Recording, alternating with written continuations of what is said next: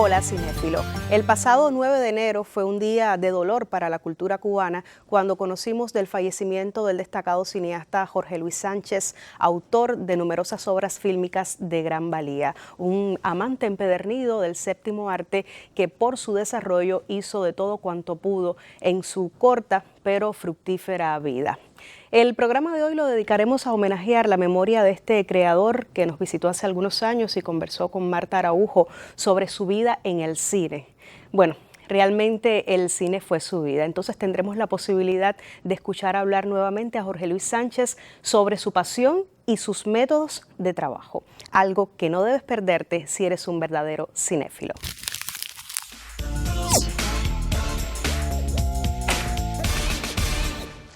Muy buenas noches a todos. Momento de la entrevista en el programa y el invitado que nosotros recibiremos en la noche de hoy es un cineasta cubano que constituye todo un privilegio tenerlo con nosotros conversando, respondiendo a todas las inquietudes, tiene tanto que contarnos, tanto que enseñarnos, tanto que decirnos, y yo me aventuro incluso a presentarlo como una de las personas que hace cine en nuestro país que hasta el día de hoy, a pesar de ser un proceso y un trabajo de tantos y de tantos años de dedicación, sigue venerando y respetando el cine como si se hubiera parado en su última película por primera vez delante de las cámaras. Y con esta presentación yo le doy las buenas noches a Jorge Luis Sánchez. Buenas noches a ti. Muy linda presentación. Muchísimas gracias. Muy generosa. Sí, no, y muy justa también. Jorge Luis, de verdad que decía que era un privilegio tenerte aquí con nosotros en esta conversación en la que queremos, como con todos los invitados y sobre todo con todos los directores, con todos los cineastas de nuestro país, pues hacer un poco de historia. Empezar hablando de Jorge Luis y de cómo se vincula al cine después de haber hecho una carrera profesional que no tenía nada que ver con eso. O sea, terminas y de pronto le has dedicado una carrera que no era una formación como cineasta para dedicarle después toda tu vida al cine. Por ahí empezamos. A ver, mira, yo empecé con el movimiento de cine aficionado, finales de la década del 70, los años 78. El ICAI intenta agrupar a los cineastas aficionados de aquellos años con el concepto de que en el tiempo libre se hacía el cine, con las camaritas soviéticas, todas aquellas cosas. Esos son mis comienzos, junto con Rafael Solís y Rigoberto Cenarea, porque veníamos del pedagógico. Claro. ¿Que habían estudiado? Sí, Cenarea y yo estudiamos geografía y Solís estudió química. ¿Y qué sucede? Que el cine que empezamos a hacer de una manera aficionada se fue convirtiendo en una necesidad, en una profesión, y la carrera en una afición. Nos graduamos, eso sí, y tratamos de cumplir con todos los requisitos cuando uno se gradúa, servicio social y todo, pero obviamente lo que nos gustaba era el cine, cuando aquello era el cine del ICAI, no era el cine digital, independiente. Por tanto, para hacer cine había que entrar al ICAI, Lo logramos, gracias a Enrique Pineda Barnett. Había sido jurado en un evento de cine aficionado en la Casa de la Cultura Plaza. Son los tiempos donde Mario Piedra se ocupó de aglutinar ese movimiento. Luego se crea la Federación Nacional de Cineclubes, pero es Enrique Pineda el que un día nos tropezamos en la calle, había sido jurado, y nos dijo, bueno, miren, en el ICAI hay un curso de asistente de cámara. Yo súper contento, y así es como Solís y yo entramos al ICAI.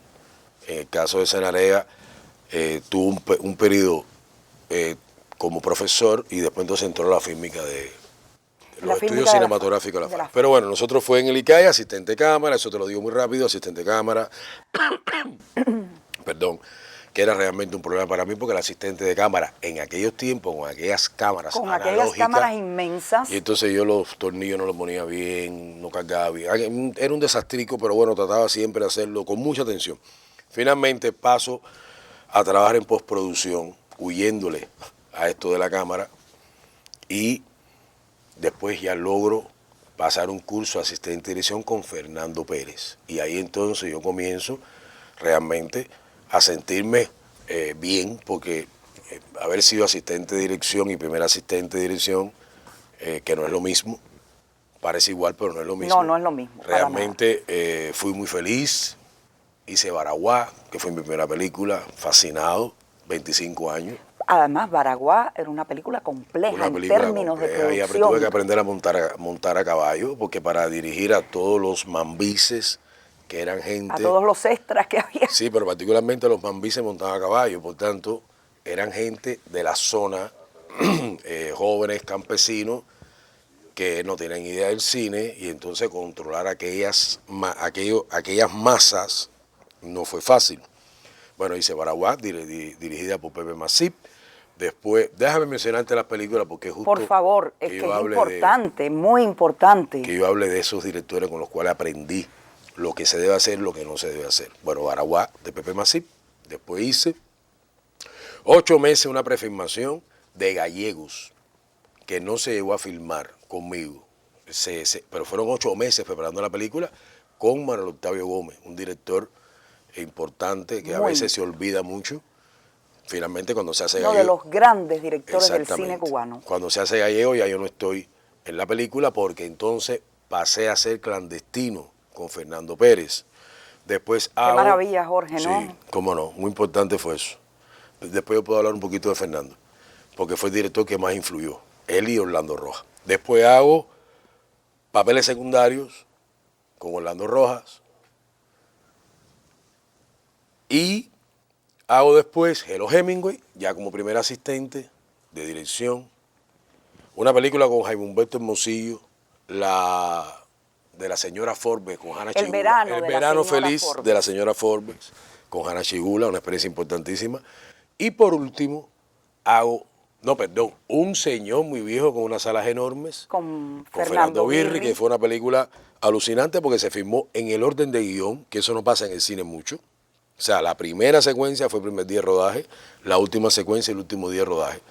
Y por último, yo termino esa etapa con Madagascar, con Fernando Pérez, con quien hice 3 películas. Jorge Luis, has estado trabajando con importantísimos directores y en películas realmente complicadas, que signan momentos grandes del cine de nuestro país. ¿Cómo no? Fue un aprendizaje, supongo, grandísimo. Enorme, enorme. Por ejemplo, con Fernando, que fue mi profesor y con el cual tengo una comunidad de criterios artísticos, es difícil que a Fernando le guste algo que no me gusta a mí, o viceversa. Y viceversa.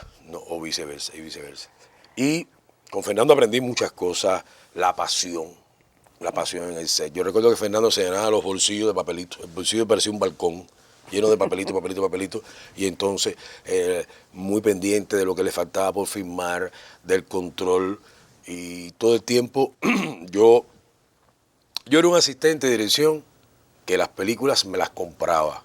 Algunos guiones me gustaban más y otros me gustaban menos, pero mi problema era que el director no se sintiera solo, porque ese es el peligro que tenemos los directores en películas de largometrajes de ficción, que a veces estamos solos, porque no solamente rodearnos de excelentes profesionales, sino hay un extra que hay que ponerle a la película que a veces es difícil. Y bueno, con Fernando aprendí muchísimo.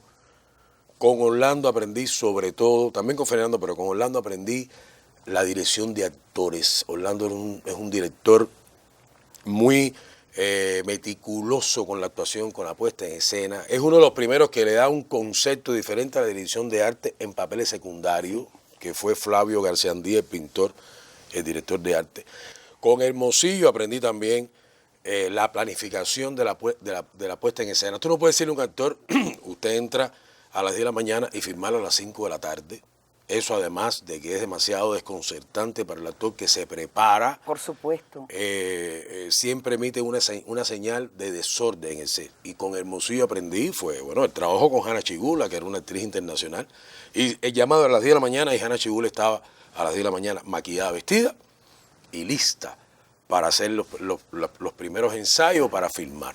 ¿Qué hay en ti para poder asumir no solamente la dirección de una película, sino, por ejemplo, todos estos lugares a los que tú has estado vinculados, relacionados con el cine, con el audiovisual, que van desde la Asociación Hermanos Saiz hasta ser durante años el director de la muestra de cine joven del ICARI? Yo, cuando estoy de asistente de dirección, que es el trabajo profesional por el cual me pagaban, yo no dejé de hacer mis películas paralelas. Por ejemplo, yo estaba filmando Baraguá, ¿no? Y los fines de semana, Solís y yo cogíamos una camarita y estábamos filmando un documental que se llama Los Ríos de la Mañana, que era Free Cinema, ¿no? Cómo la ciudad se levanta desde que amanece. O sea, siempre he llevado las cosas en paralelo y eso para mí no ha sido ningún problema. Yo puedo estar terminando el primer corte de una película y puedo estar escribiendo el guión de la próxima. De hecho, ahora mismo está pasando. Pasó mientras estaba editando Casal. Por tanto, la prioridad siempre ha sido mi carrera, porque uno tiene que saber dónde está la prioridad de las cosas. Si no viene la dispersión, eres pintor, músico, gastronómico, barrendero, arquitecto y al final no eres nada. La prioridad, yo se lo digo a mis alumnos, porque uno de los peligros que tiene esta nueva modernidad, donde tú con una computadora puedes editar y puedes hacer esto y lo otro, es que llegues a los 40 años y no eres nada.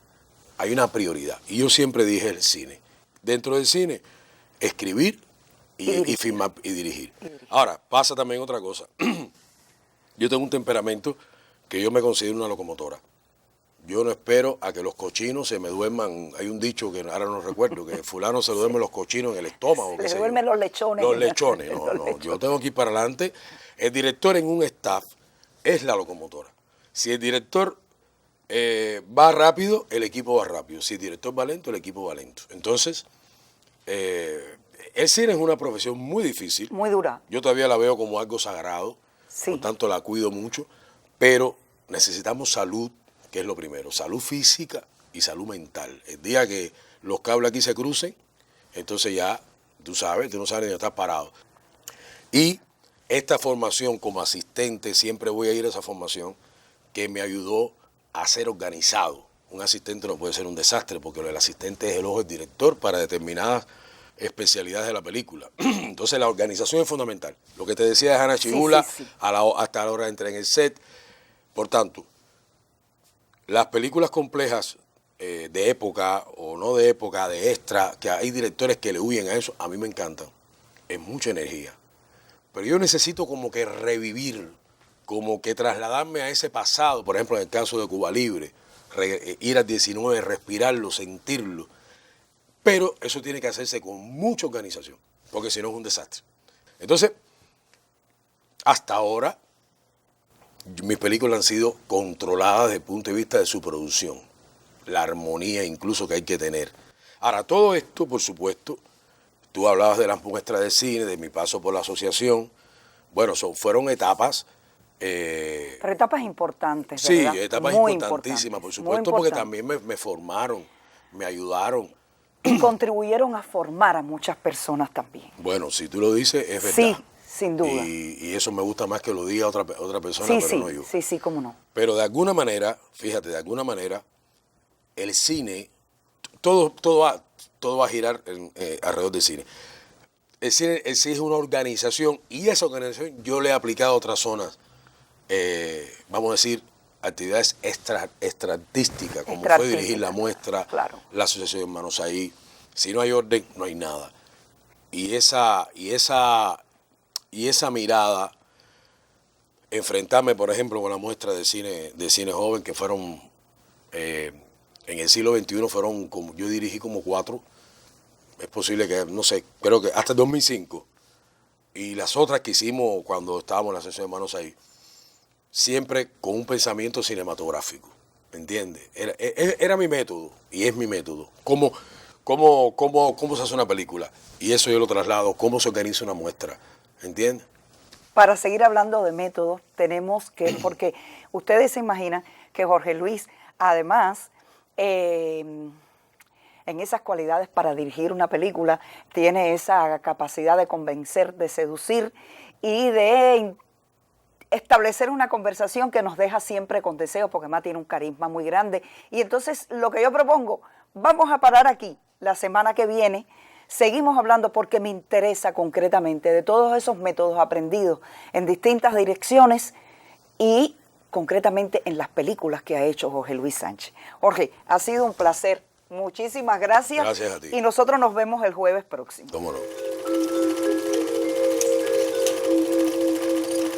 La huella de Jorge Luis Sánchez en el audiovisual cubano trasciende varias décadas y además de eso, como que pasa por todas las etapas, una serie de oficios, una serie de momentos que van desde el cine aficionado hasta la Brigada Hermanos Saiz, de movimientos de los cuales él participó como fundador y como promotor, mientras estaba tratando de incursionar en el cine, vamos a decir, oficial del país, es decir, el ICAI.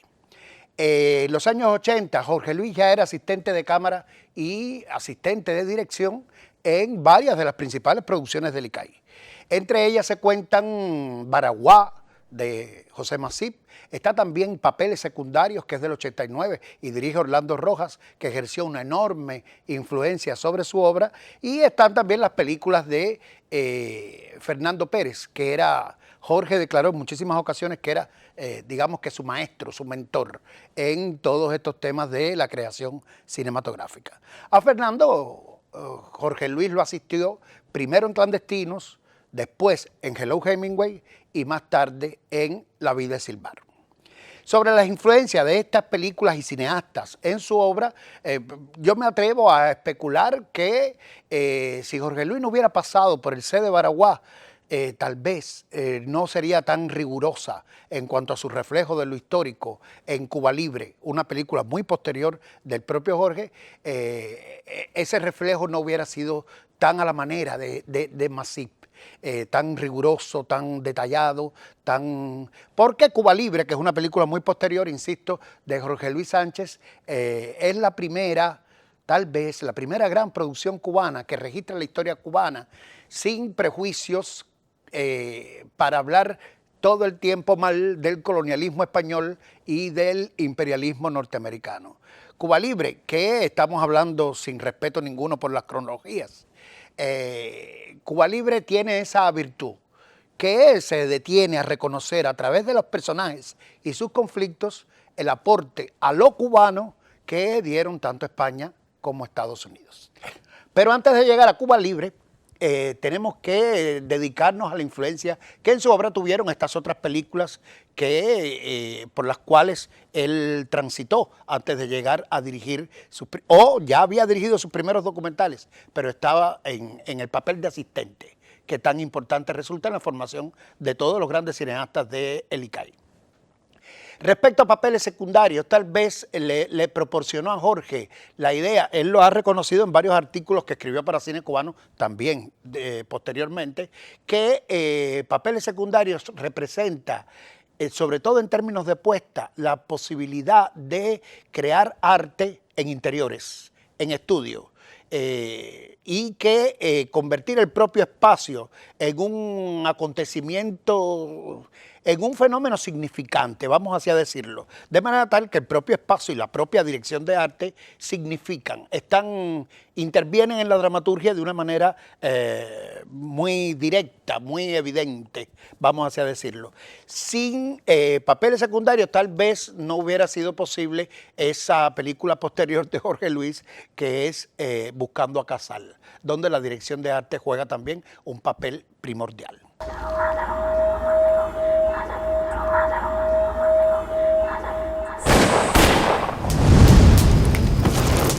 Tel que les excrémentos d'un vieil colombier. Me fascinaría quitarle las máscaras a todos ellos. ¡Alto! ¿Quién vive? Déjalo ahí. La belleza. ¡Fuego!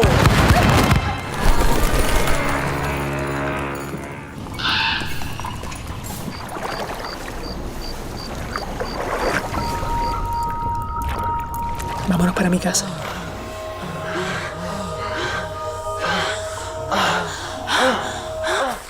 ¡No! Tu hermosura para mí es hastío.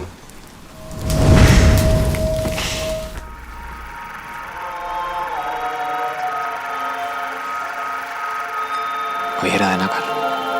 Quiero tener en mi equipo el cronista más famoso de La Habana. Siempre pensé que nos iríamos juntos. ¿Tú también lo usaste?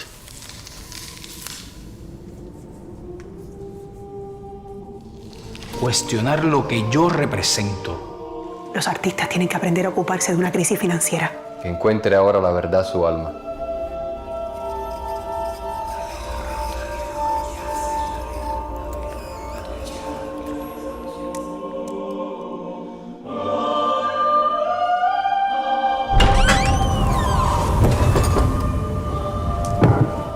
El joven gladiador yace en la arena manchada por la sangre purpurina.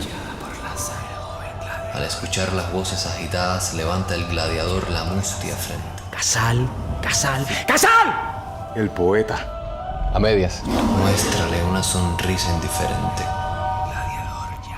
Y sobre la influencia de Fernando Pérez en la obra de Jorge Luis, bueno, él lo dijo muchas veces. Aquí sí no estamos descubriendo ningún Mediterráneo.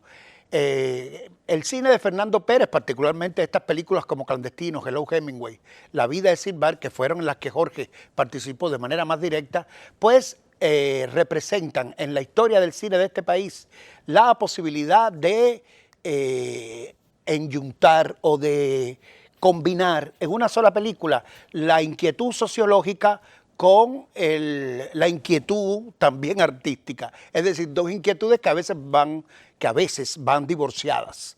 Va por un lado lo sociológico en ciertos documentales y va por otro lado lo artístico. Es películas que no tienen demasiado interés en contaminarse, con comillas, de lo sociológico. El cine de Fernando aborda estas dos direcciones en una sola. El tema siempre es la vida en Cuba y se hace desde la puesta en escena de la manera más artística. Y esa fue una lección que Jorge Luis aprendió bastante rápidamente y trató de llevarla a todos sus documentales y a todas sus películas de ficción también. Fueran buenas, regulares o malas, que en todas partes, todos los creadores del mundo tienen películas en estas tres categorías, estaban presentes estas inquietudes que menciono. Ya en los años 80, a mediados de los años 80, exactamente en el 89, si no recuerdo mal, sí, en el 89, él hace Un pedazo de mí, que es un documental que rompe con el contexto de lo que se hacía en el cine cubano de esa época. Se conoció familiarmente o de manera coloquial como el documental de los frikis y hablaba precisamente de esos jóvenes que se reunían en la calle G y que Jorge trataba de hablar el origen de ese movimiento, por llamarlo de alguna manera, los hogares de estos jóvenes, sus aspiraciones, sus sueños, sus deseos.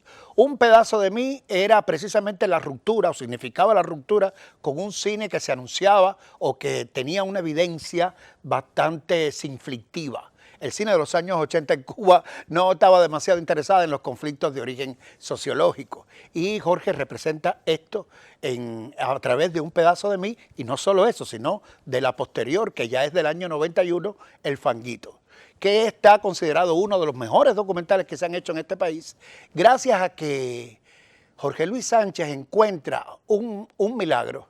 No se acerca a ese poblado, a ese barrio, hay que llamarle de alguna manera, a ese barrio en la costa o en la ribera del río Almendares, que es un barrio marginal, es un barrio, lo que le llamaban en otra época un yeguaypón, aunque no es exactamente un yeguaypón tampoco, porque las casas tienen otras características.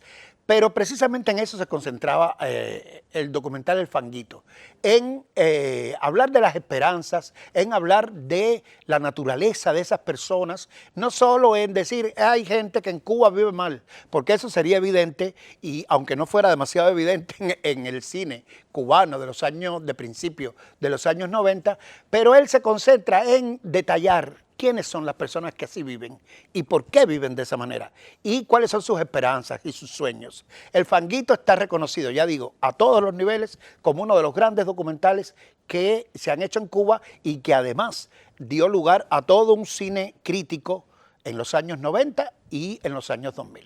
De eso hablaremos en el próximo programa porque nos queda mucho que decir sobre Jorge Luis Sánchez.